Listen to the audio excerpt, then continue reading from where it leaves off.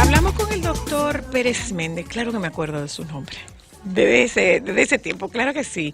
El doctor Pérez Méndez es el jefe de trasplantes de hígado de la Plaza de la Salud. Doctor, el tema está generando mucho interés. Antes de eso, antes de que usted nos hable cómo llegamos a la lista de trasplantes, el programa de asistencia a enfermedades catastróficas ¿tiene un monto, asiste a estos pacientes o ese dinero se acaba en alguna parte? ¿Al paciente que va a recibir el órgano?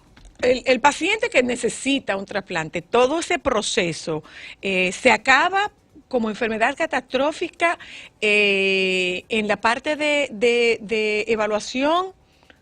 Sí, fíjate. ¿Cómo funciona sí, esto? Yo tengo un monto por un año, ¿cierto? Correcto. Entonces, se me va descontando. Correcto.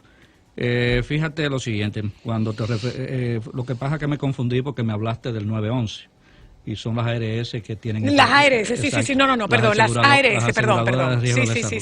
Sí. Fíjate, la CISARRIL, que es el que rige el sistema de seguridad social, incluyendo las ARS, determinó un monto para enfermedades catastróficas de $1 millón de pesos al año.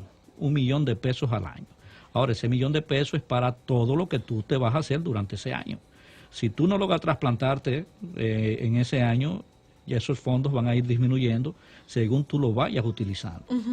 Entonces llega un momento en que probablemente el paciente se quede sin fondos. Sin fondos. Sobre todo en pacientes renales que tienen que ser sometidos a diálisis regularmente 3 veces por semana. Eso tiene un costo. Entonces ese milloncito de pesos de verdad que... ¿Se lo come? Se lo come, porque no es solamente el $1 millón de pesos para hacer la cobertura de las diálisis. Hay otras cosas que se derivan también en el gasto de ese $1 millón de pesos. Entonces, lamentablemente el paciente se va a sentir, o no se va a sentir, sino que llegará un momento en que no va a tener cobertura. Ahora bien, sería importante, y eso tiene que valorarlo el Ministerio de Salud Pública, porque esos pacientes que están sometidos a diálisis, es más fácil que esos pacientes tengan una cobertura para ser trasplantados y no que estén permanentemente en diálisis. Hay pacientes que te duran muchísimos años en diálisis y al final, cuando tú sumas todas las diálisis versus lo que cuesta el trasplante, sale mucho más barato que el paciente se trasplante. Eso es en cuanto a los trasplantes renales que tienen cierta cobertura. Sin embargo, en los pacientes de hígado ¿el hepático? No hay cobertura, solamente van a tener la cobertura de las analíticas y algunos estudios que hay que hacer en la preparación del paciente. Pero como tal, para cubrir lo que es el acto quirúrgico del trasplante, no hay cobertura. No hay cobertura. No hay absolutamente ningún tipo de cobertura. Y eso se ha peleado y eso se le ha dicho a la CISARRIL y eso se le ha dicho a la ARS y...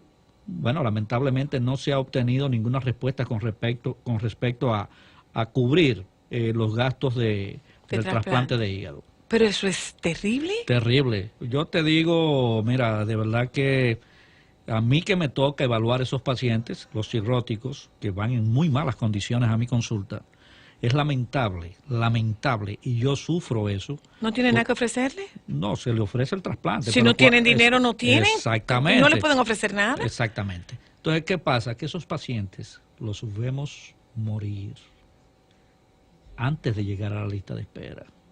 Y muchos de ellos, ya estando en lista de espera, también los vemos morir, porque no tienen con qué costearse un trasplante de hígado. En este país... un trasplante es, ponlo entre comillas, relativamente barato. En este país un trasplante sale en $1.500.000. Eso le cubre todo lo que es el acto quirúrgico y toda la hospitalización. Si tú llevas... $1.5 millones de pesos, si es de órgano, si es cadavérico, porque si es un trasplante de donante... Vivo, sí, pero el donante vivo no lo estamos haciendo en el país.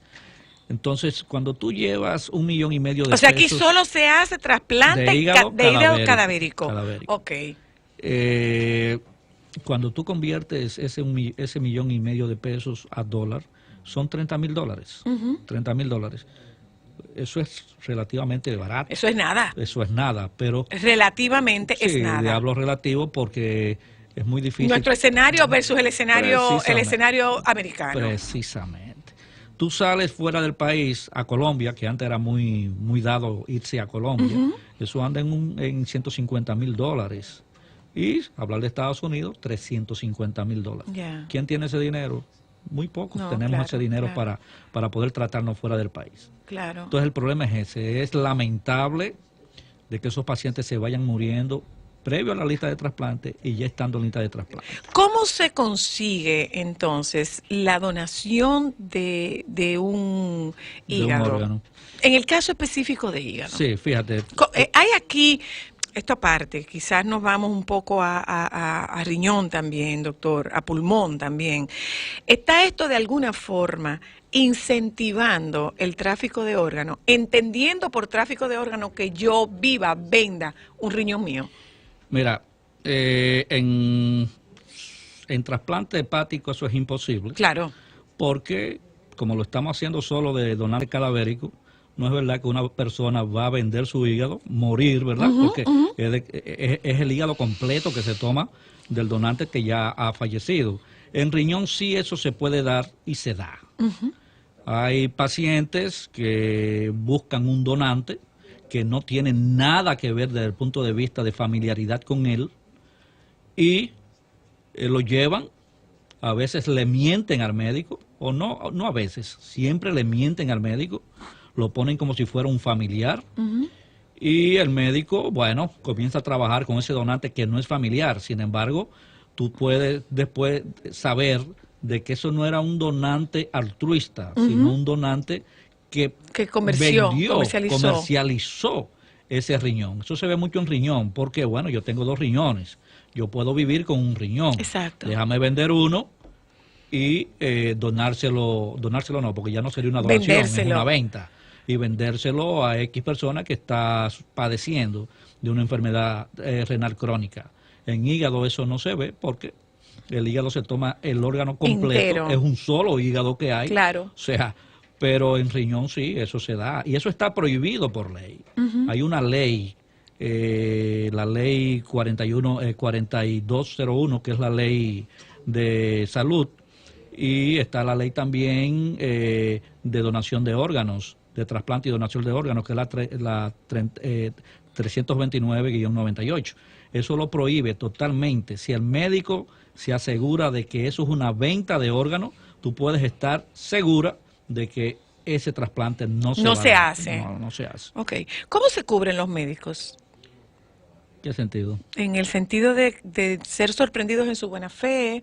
Sí, correcto. O sea, ¿le corresponde al médico hacer esa averiguación? Bueno, en el momento en que nos llega el paciente, el que va a recibir, el que va a recibir, que debe ir también con su donante, cuando es un trasplante de donante vivo, ahí se hacen averiguaciones sobre la familiaridad, ver los apellidos si coinciden o no coinciden, ver también cuando se hace el cruce para saber la compatibilidad.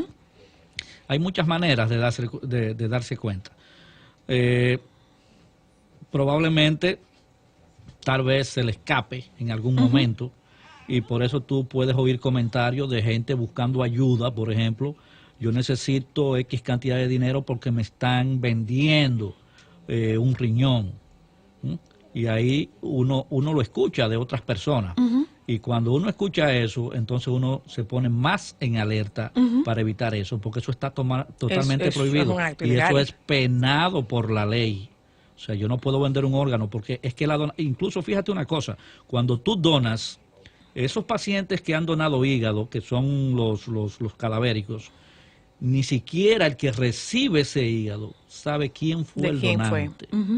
No sabe. Y nosotros, que sí sabemos, tampoco se lo decimos a quien lo recibió. Y es para evitar eso, de regalos posteriores a los familiares de ese donante. Yo quiero ir a publicidad. Cuando regresemos de publicidad, doctor, yo quiero que usted nos hable de cómo se nutren, no sería como sería poco delicada la expresión. ¿Cómo consiguen ustedes La estos donación. órganos para donación? Y sobre todo, un poco poder ilustrar a quienes nos están escuchando qué es la donación de un órgano cadavérico.